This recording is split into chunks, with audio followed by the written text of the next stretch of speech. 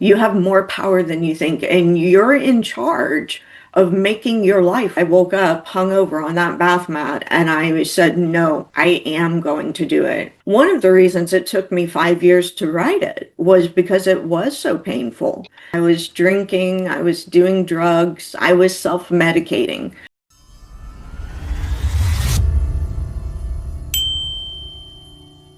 Hello, everyone, and welcome episode of Redesign Your Life Today. This show is for people who refuse to be defined by their past and who are ready to turn their challenges into purpose, power, and transformation. Today, we have a very special guest with us, and I'm very honored to have Adriene Caldwell. Adriene is a memoirist, motivator, and the courageous author of Unbroken, Life Outside the Lines. A woman who turned profound trauma into a movement of resilience, healing, and unstoppable hope. So, a warm welcome to this show. And Adrienne, I would like you to introduce you a little further and just tell us about your story, please. Sure. Well, first, I want to thank you, Daniel, for having me on your show. It's an honor and a privilege to be here with your audience and with you. So thank you. I am Adriene Caldwell, and I am the author of Unbroken, Life Outside the Lines. It's the story of my life from early childhood to early 20s. And this will serve as background information to understand how I arrived where I am today, as well as trigger warnings. So anyone, please be advised. I may cover very sensitive content. So I was either the witness to or the victim of the sexual assault of a young girl, the drowning death of another child, emotional and physical abuse, extreme poverty, mental illness, homelessness, horrifically abusive foster care, bulimia, drug and alcohol addiction, pedophilia, death, suicide, and incest. So when I tell someone I understand what they've been through, there's a pretty good chance that I do understand because I've been through quite a lot. And I am on the other side. I am so blessed and so fortunate to have an amazing life now, but it was not a direct or easy journey to get here. It took decades for me to fully recover from the trauma and the abuse that I endured. Like many people, at first, when I was first on my own, so I was a ward of the state. I was in Children's Protective Services custody. My mother gave me to a family. They were meant to raise me, and instead they pawned me off on my aunt. And then that wasn't working out. So I went to a foster home that ended up being horrifically abusive. So yeah, I really do understand almost any situation a person encounters. I've been there. Very few things I haven't done. I haven't been to war, and I haven't lost my child, thank God. And I say that losing my daughter would break me. I've survived everything else, but if that happens, I know I wouldn't come back. I couldn't come back from that.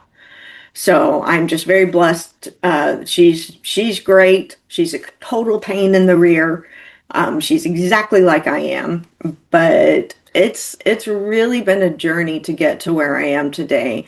And I made all of the typical mistakes. So after I got out of CPS custody, once I was on my own at 18 years old, I was in college, I was drinking, I was doing drugs, I was self-medicating. All the pain and all the trauma and all the rage that I felt about growing up the way that I did, there was no one else I could take it out on. So I took it out on myself.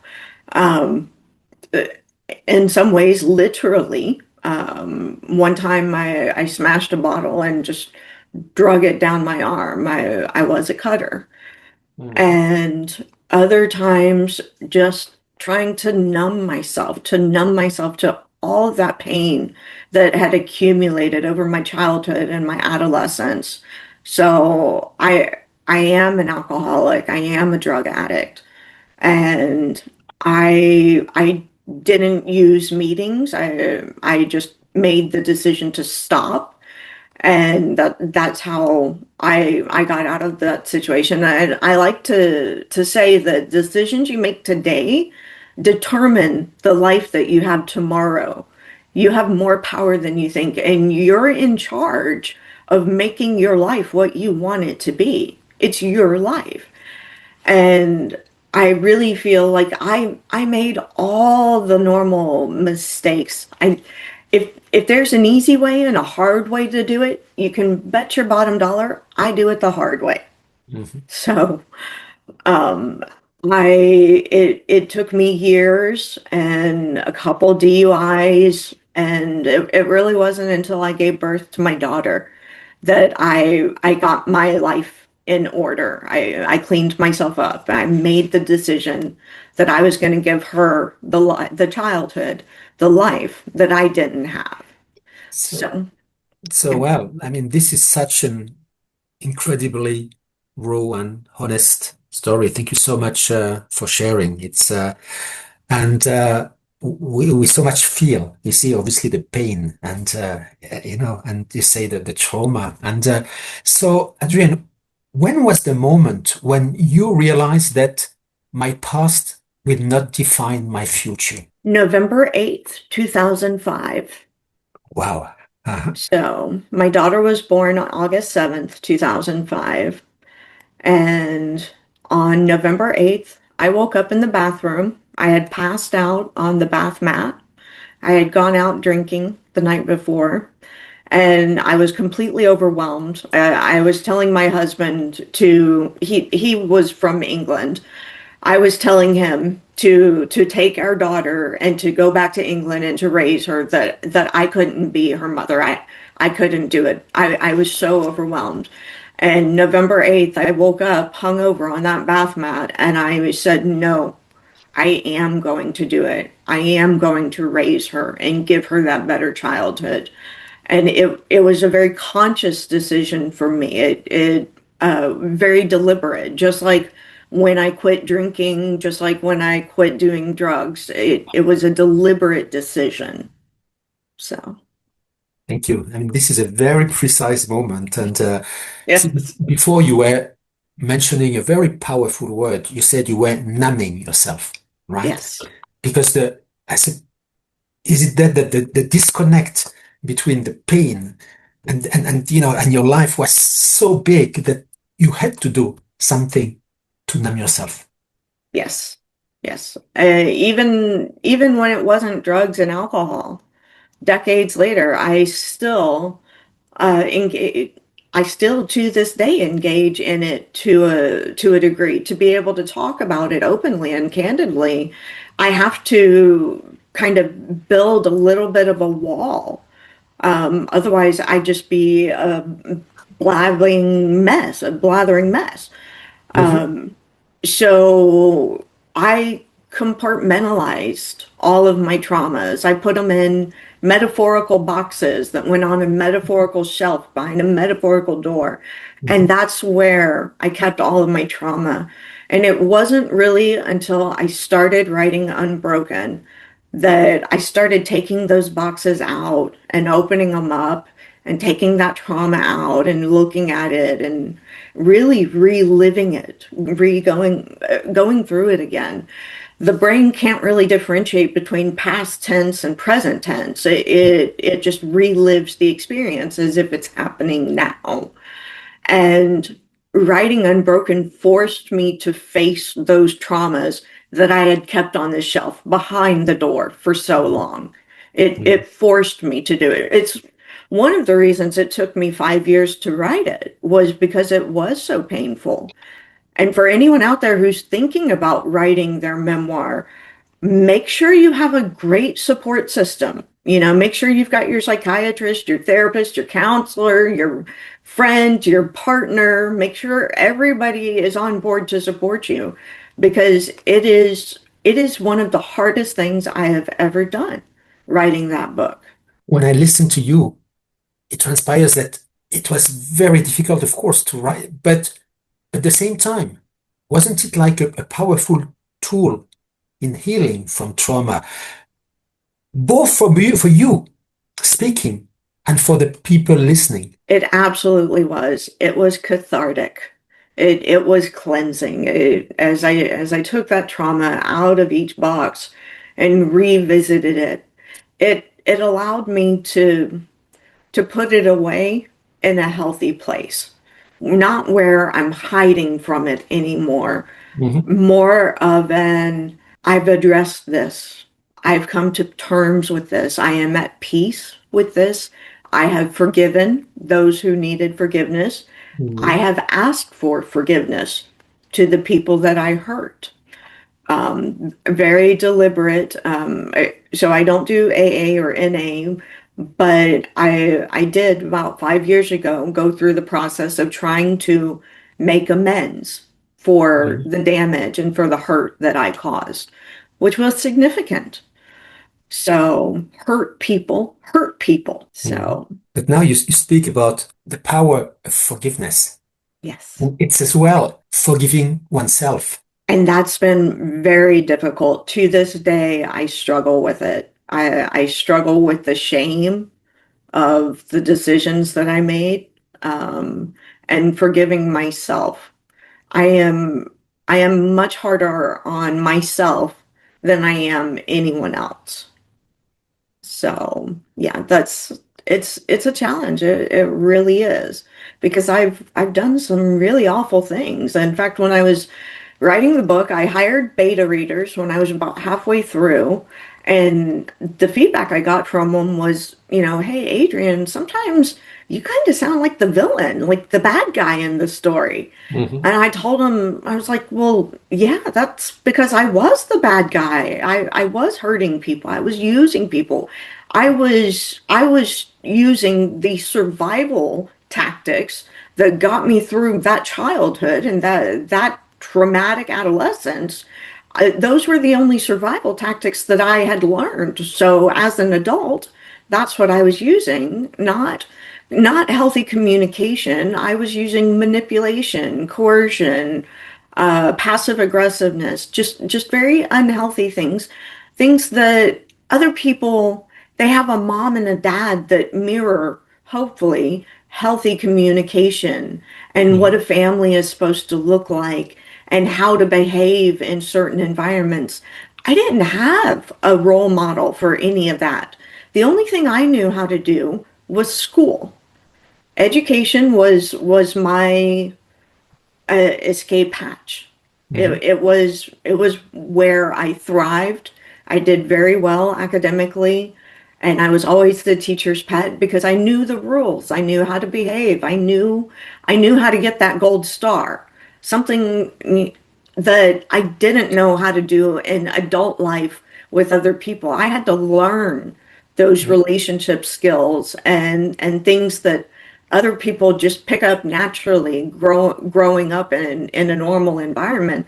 I didn't have that, so I had to learn it kind of on the fly as an adult, and seeing, okay, this is what it's supposed to look like. And, as I mentioned before, if there's an easy way or a hard way, I pick the hard way.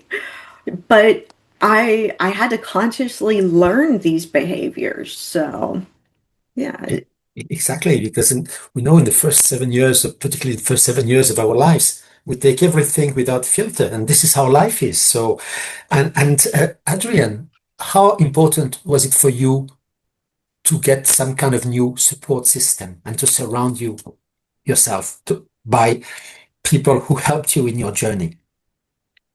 Incredibly important. I have an aunt who, I like to say, God didn't give me a mother and a father. He gave Mhm. me two mothers. Mhm. So she is my aunt, by marriage. So we're not even related by blood, Mhm. but she took me under her wing. In addition to her children, she helped raise me. And I got to see from her how to behave and how to love. And my marriage to my daughter's father, I kept engaging in behavior where if So I have an attachment disorder, and meaning I don't attach to people normally, the way others do. um, because throughout my life, people left me. So at 5 years old, I witnessed the sexual assault of a young girl. And at 7 years old, my grandmother died. And she was my primary caretaker because my mother had to work. My mother and her three siblings all had to work. And I stayed home with my grandmother. Well, my grandmother died. And my grandmother was the shield, the protector from my schizophrenic, physically abusive mother. Things that other people take for granted or just assume is known. Like I always come off very naive and very gullible because I don't know some of these things. So Well, when we hear you, I must say that your resilience is contagious, and thank you. yeah, it feels. And so, how come someone become a source of hope when they are still healing themselves? I believe in a higher power, Hmm. and I think that it's helpful for me. Hmm. And whether you want to believe in a higher power or just through your own strength, because like I said, I didn't go to AA or NA. I just stopped. I stopped using cocaine. I stopped drinking, and I became my own judge and my own source of hope. I stopped making the decisions that were ruining my life. I stopped taking those drinks. I stopped doing those drugs. And by stopping, it meant that the next day, the next week, the next year, I had a chance to live a better life. So it that hope you I want to say that find it in yourself first Hmm. before you try to find it externally. And it's very hard to do. It's much easier to find a white knight. Men are known for trying to come in and save the day for the woman and be the hero, and it's very easy to fall into relationships like that. But if you do that, you're never going to learn how to be resilient on your own. You're always going to be dependent on someone else if you Hmm. do that. So don't. Hmm.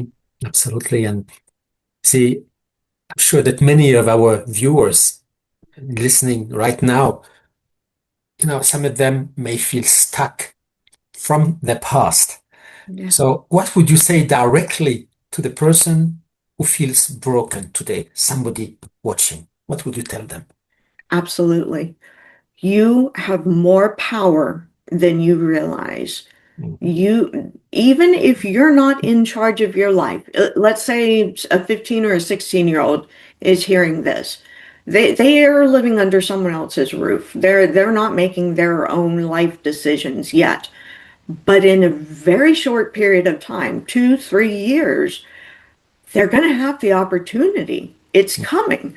So start with the small decisions that you can make now. Are you going to do your homework? Are you going to study for your test? Or are you going to flake off and play video games or get on social media? Make the decisions that you can, that you have control of now, because you do have more power than you realize. And it's coming. Your independence is coming soon, very soon.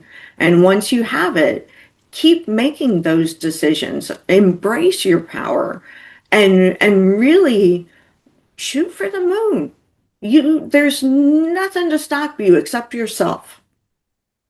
That's what I Well, would say. well, I have to say it's so beautiful. You see, the reason why I'm doing this podcast, Adrienne, it's about stories and people like you, about showing the transformation, even coming from really the toughest conditions, is possible when you put your heart to that, when you do the little steps, and then Yeah, you take your power back. you're So, absolutely right. so you see, I'm really just I feel it, and you see, you said your memoir is described as unflinching. Yes. Was there a moment or one moment where you were afraid to tell the truth? And what happened when you did? There are many moments. So Unbroken comes out March 17th, Hmm. and I've written it under my maiden name, which is Caldwell. Uh-huh. But I I'd be lying if I didn't say that I'm scared about the reaction because it is unflinchingly honest. I admit to things that I'm deeply ashamed of. I've done some very bad things in my life. And I put that in the book. And my beta readers that I mentioned earlier, they were telling me, you might want to change it so you don't sound so bad. And I said, no, I was that bad. I did do that. I'm owning that. This is my story, my truth. And although I look bad, you have to see how bad it was and the decisions, how I arrived at making those decisions in order to see where I've come from and where I am now. Exactly. And thank you again for this, because obviously, as you said, when you didn't have references when you were young, I mean, Mm. the whole support system was not there. The belief system was different. So this is really what you learned. And, and, Yes, and, and so, and now, for instance, how do you consciously create a life which is filled with meaning, love, and purpose after everything you have gone through? gratitude. Gratitude. I believe strongly in gratitude for the little things, not just the big things. Gratitude, acceptance, and being easily pleased. Um, I think that you can choose to make your life more difficult or easier. And when you're easily pleased, don't have expectations of everybody that's up here. You're setting yourself up for disappointment. Lower those expectations and let somebody surprise you and be happy about it. I know it sounds odd to say lower your expectations, but really just be grateful and be happy for the small things in life. And as you do that more and more, as you recognize what you do have in your life, it changes your outlook when you're grateful and when you have hope and when you're easily pleased. I'm going to tell you that what you said so much resonates with me so much. It's not, for me, it doesn't feel odd a second, not at all, because it's really when you do things without expecting things, and obviously the fact that you share your story, so you share with the world, you give. I mean, it's caring, it's loving, and obviously this is part of your healing. And you see, the power of giving. How important is it now in your life to you? Oh, it's incredibly important. Um, I hope my one of the reasons for writing my book, Unbroken, Life Outside the Lines, is so that somebody can read it and say, okay, if Adriene can go through all of that and come out the other side and be happy, be functioning, be a thriving adult, then I can make it too. If she can go through that, I can make it through this. And that's what I hope people get out of it.